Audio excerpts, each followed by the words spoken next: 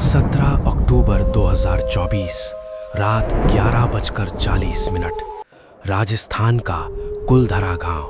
थार के रेगिस्तान में चल रही ठंडी हवा उस रात कुछ अलग थी। दूर तक फैली वीरान गलियों के बीच टूटे हुए मकानों की दीवारें ऐसे खड़ी थीं मानो सदियों से किसी अदृश्य भय की गवाही दे रही हों। उसी वीराने के बीच एक काली जीप धीरे धीरे रुकती है। उसके भीतर बैठा था अरविंद राठौड़, एक ऐसा खोजी फोटोग्राफर जिसने इससे पहले कई युद्ध क्षेत्रों और खतरनाक जगहों की तस्वीरें ली थीं। लेकिन उस रात उसके हाथ कैमरा पकड़ते हुए कांप रहे थे। कारण था वो पुराना ब्रिटिश कैमरा जो कुछ दिन पहले जैसलमेर के एक कबाड़ी बाजार में मिला था। कहा जाता था कि जिसने भी उस कैमरे से कुलधरा में तस्वीर खींची उसकी जिंदगी कुछ दिनों के भीतर खत्म हो गई। शुरुआत में अरविंद ने इन बातों को अंधविश्वास समझा, लेकिन जब उसने कैमरे के भीतर मिली पुरानी फिल्म को धुलवाया तो हर तस्वीर में एक ही औरत का चेहरा दिखाई दिया। पहली तस्वीर में वो बहुत दूर खड़ी थी, दूसरी में थोड़ा करीब और आखिरी तस्वीर में उसकी जली हुई आंखें कैमरे के बिल्कुल सामने दिखाई दे रही थीं। उन तस्वीरों के पीछे अंग्रेजी में केवल एक तारीख लिखी थी, 13 अगस्त 1947। वही रात जब कुलधरा के पास एक ब्रिटिश अधिकारी रहस्यमयी तरीके से गायब हुआ था।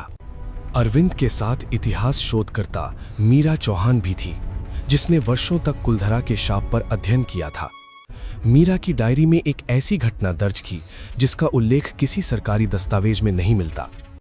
उसके अनुसार आज़ादी से कुछ दिन पहले ब्रिटिश अधिकारी एडवर्ड ह्यूज ने गांव के नीचे बने एक गुप्त तहखाने की खुदाई करवाई थी। वहां उसे एक प्राचीन स्त्री की मूर्ति मिली थी जिसकी आंखों पर लाल कपड़ा बंधा था।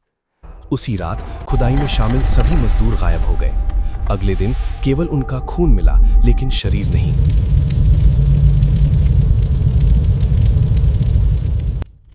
उस घटना को छिपाने के लिए ब्रिटिश सरकार ने पूरी रिपोर्ट जला दी थी। मीरा का मानना था कि वही मूर्ति उस कैमरे से जुड़ी हुई थी। जैसे जैसे रात गहराती गई, कुलधरा की हवाओं में अजीब सी सीटी जैसी आवाजें गूंजने लगीं। ऐसा लगता था मानो कोई दूर खड़ा होकर लगातार रो रहा हो।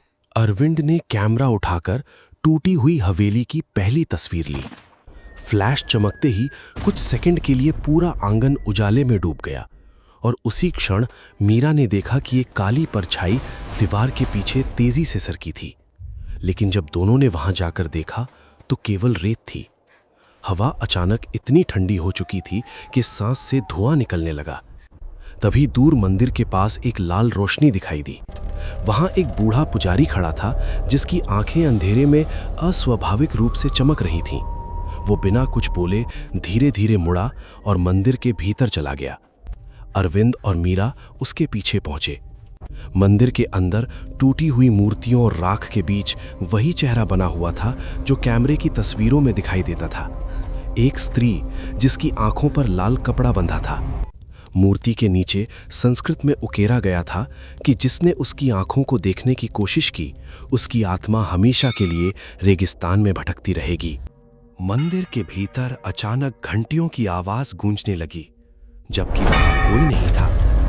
उसी समय अरविंद की कैमरे ने अपने आप तस्वीर खींच ली। तस्वीर बाहर निकलते ही दोनों के चेहरों का रंग उड़ गया।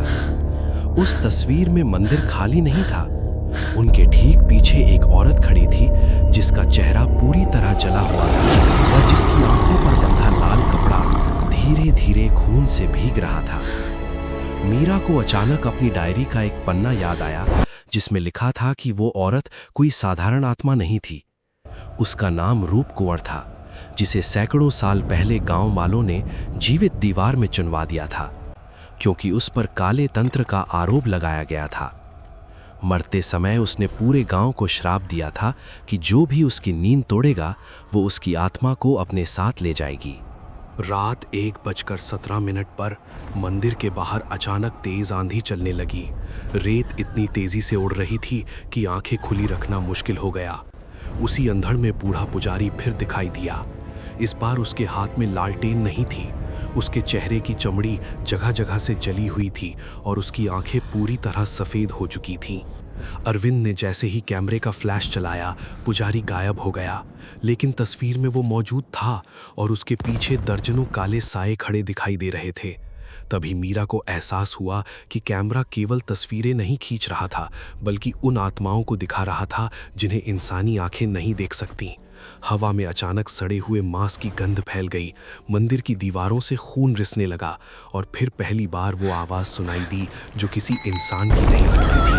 वो आवाज़ पूरे मंदिर में गूंजने लगी, जैसे कोई औरत सदियों पुराना दर्द लेकर चीख रही हो।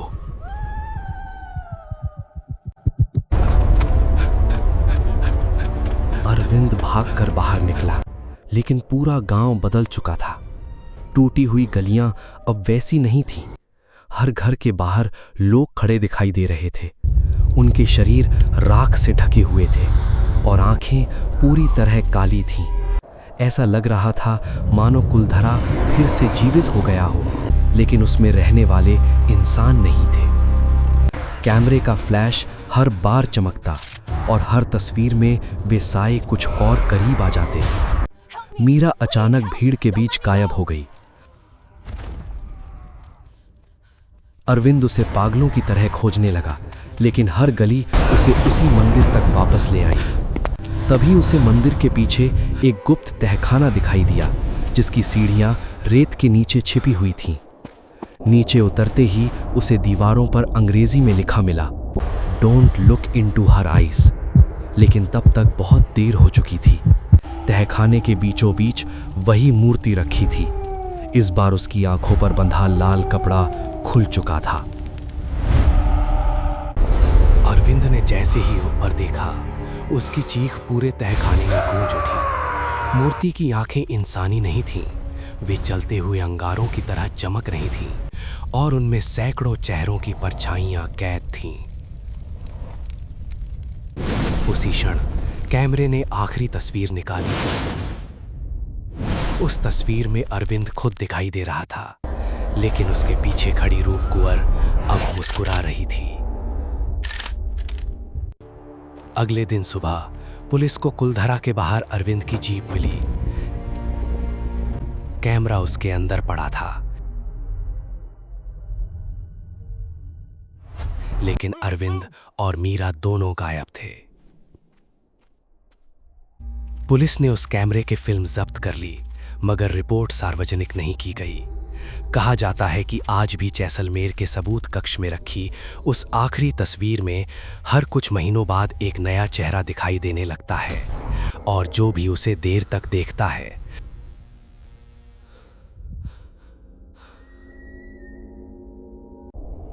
उसे रात के अंधेरे में कुलधरा की सूनी गलियों से किसी औरत के पैरों में बंधी पायल की आवाज सुनाई देने लगती है।